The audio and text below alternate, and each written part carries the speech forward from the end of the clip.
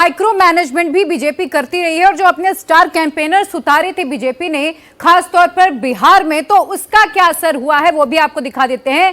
बिहार चुनाव में यूपी के सीएम योगी आदित्यनाथ का जादू कैसे चला है वो आपको दिखाते हैं। स्ट्राइक रेट क्या रहा है, 70%। जहां जहां योगी आदित्यनाथ गए हैं वहां एनडीए की जीत हुई है। स्ट्राइक रेट वहां पर 70% रहा है। रैली योगी आदित्यनाथ ने 32 की, एक रोड शो किया और सीट 33 कवर की।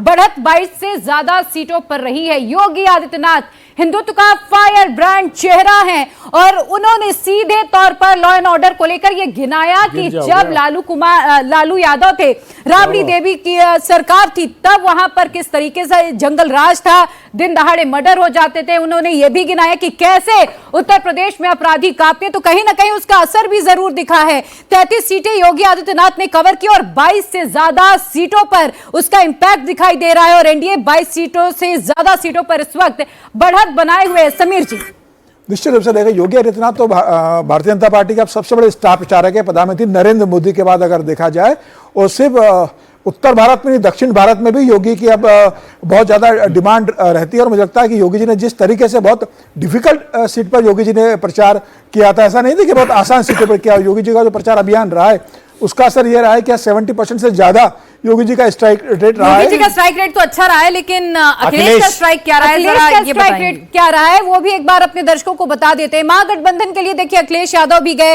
विधानसभा सीटें उन्होंने 22 कवर की, लेकिन स्ट्राइक रेट महज 18% ही रहा। अखिलेश यादव ये कहते भी रहे कि देखिए, तेजस्वी को सीएम बनने से कोई नहीं रोक सकता है, वो शपथ लेने जा रहे हैं, लेकिन कितनी सीटों पर उसका असर पड़ा है। 22 विधानसभा सीटों को कवर किया अखिलेश यादव ने। 18% स्ट्राइक रेट के साथ सिर्फ 4 सीटों पर बढ़त मिली है। यानी कि अखिलेश का जो जादू है वो कम से कम बिहार में तो नजर नहीं आया। समीर जी, निश्चित रूप से अखिलेश यादव तो मतलब वैसे भी मुझे समझ में नहीं आता कि अखिलेश यादव ने इसको अपना इतना प्रेस्टीज से क्यों जोड़ लिया।